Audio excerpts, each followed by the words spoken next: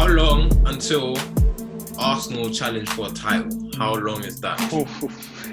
When Arsene Wenger left, I said 10 years. Because I thought the transition period was going to be crazy. Because like what Arsene Wenger built, and how many years has it been since he's left? About 2, 3. about 3. It's been 3 years, isn't it? 2021 is 3. So yeah. Yeah. So I'd say 3 years. I feel like we still got like another 5, 6 years to where we're proper challenging for a title. Because I feel like it starts from the top in it. The owners, they don't care about Arsenal. That's their cash cow. They don't care where we finish. They know every game day they're going to make 3-4 million just from tickets. They know every season they're going to make X amount from kit sales because of how big Arsenal is. You go to Asia, you go to America, you go to different countries in the world. Someone supports Arsenal and they're buying a kit from Arsenal. They're buying something to do with Arsenal. So for them, it's like, this is our cash cow.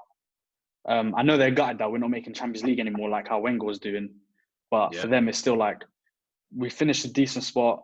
We get decent European football. We'll make some peas for us. And then that money we'll put into our American teams like Denver Nuggets, LA Rams. I think he's got a hockey team as well that's doing pretty good. He's got like a Canadian football team, I think. Like all these little things. Walmart, I think. Yeah, he's got all these little. Wife got Walmart apparently or something like that. Look, see, that's just too much money to have. And he's like, I'm not putting no peas into Arsenal. Even though we bought Pepe for 70 mil, that was like a loan 70 mil. Like we took 40 from the bank, did this from blah, blah, blah. You know what I mean? So it's like, there's so many little things from the board where it's messing up the whole team. And then we got a lot of deadwood as well, like the politics with Ozil as well. He's making like 300 grand a week. And him not playing for us, that's like a big loss because we need a player like him. But obviously, I get the politics, the business side of it, to do with Asia and everything, fair enough. But like things like that, even Willian getting his big check, like little things like that is what holds Arsenal back. You would never see a Man United go and take Man City's 10-year player who's like 32 and then say, here's a 250 grand a week contract. You're barely going to play for us, or when you play for us, you're going to put in a 5 out of 10 just because he doesn't want to move out of the city. Pardon? So Man United would take your best player like Robin Van Persie or Sanchez. They'll take the best player. Man City would never do that. Chelsea would never do that. Liverpool would take Everton's best player if they could. Do you know what I mean? So Arsenal, I feel like recently it's become like that retirement home where it's like, yeah, I want to live in London for a bit, or I already live in London. It's the London life. I already live in London. I've got businesses in London. I need to be around there. Let me go to Arsenal and pitch myself. And then I know they're dumb enough to take me and give me a good contract. So it's like, that's what needs to go with Arsenal. Yeah, 100%, man. Supporter section, obviously, you're a fan. Who do you know who's a big fan of football who you would recommend for me to bring on here? Have you had Living Legend on here? Yeah, I've had him. Yeah. I feel like I saw him on here. I feel like that's the first video I saw him on here. Damn, he would have been a good one. Who's another big Arsenal fan? Another big Arsenal fan. I don't know if you remember. Do you remember Tom that went to Preston Manor? Yeah, Tom. He's a big Arsenal the keeper.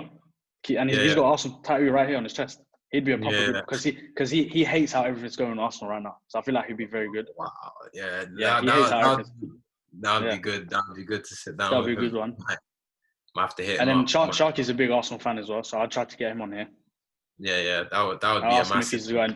I'll ask him if he's got any free time to jump on here because he's in a similar boat to me. Like massive fan of Arsenal, but he feels like football as a whole is dying out. Like the technology side of it, things like that. But like, what do you think about VAR? I feel like Douglas Luiz, I think for Villa the other day, he tweeted out, these are the things that we brought in football to change it and, help us out in these little situations with the Pogba penalty. And he hit the nail on the head, it will kill teams in terms of Aston Villa. They could have been in a relegation fight like last season. They stayed up via 1 point or 2 points or something like that. So, that little decision, not even little, that massive decision could, affect their whole season. So I feel like anything in life, no one's perfect. You're going to get things wrong. But at the end of the day, those are things where humans just need to do better. Like you got a machine that is providing you replay action, get decisions right. on more of a frequent basis or bigger decisions, right? And you're getting them wrong. So, like, what is the reason? Like, is it incompetence as a referee? Do we need better referees? Maybe we do, maybe we don't. I don't know. Yeah. Is it the technology? I don't think so.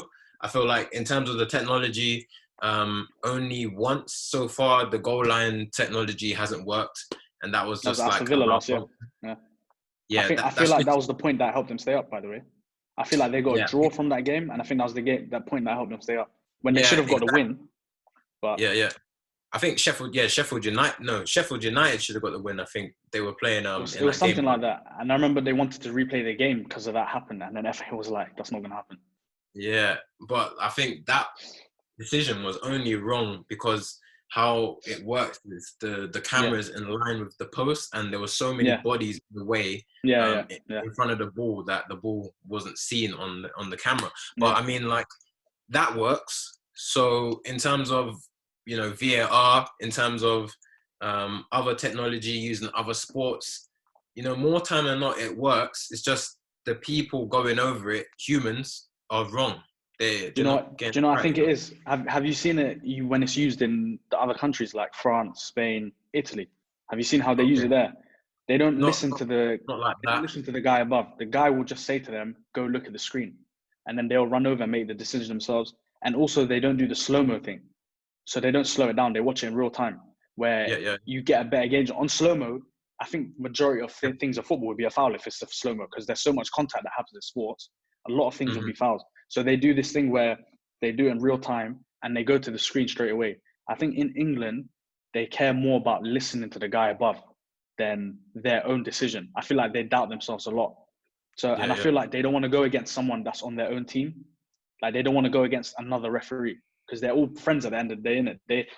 They have their own little union. So imagine they go Yeah. over and the guy above's like, yeah, that's a penalty. And then he's like, I don't think it's a penalty. That could cause Yeah. some friction between them and things like that.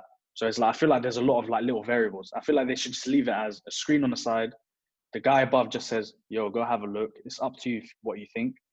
If he thinks it's a penalty, it's a penalty. If he doesn't think it's a penalty, it's not a penalty. You just gave me a great video idea, but just last thing that I'm going to touch on that situation.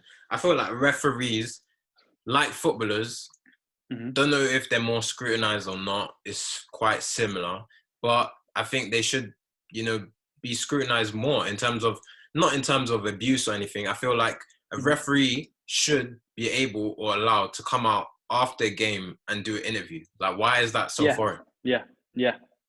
They should be able to. They should be. No sports does it, but NBA do the thing where in the last 2 minutes they have a report, and then if the referee's made a mistake, they come out after the game and say, in minute 155, the referee made a mistake. We're going to teach them on how not to make that mistake in the future, and then they take all responsibility straight away. Even though it's annoying, it's like, thank you very much. You understood you're wrong. Let's move on from here, and then it's done. In football, they don't Exactly. do that. In other sports, they don't do that, which is annoying because I know a lot of footballers are like, that was a penalty, I got dragged down, or this was a handball, that shouldn't have been a handball. They should come out after and be like, hey, there was a handball in the 60th minute, shouldn't have been a handball.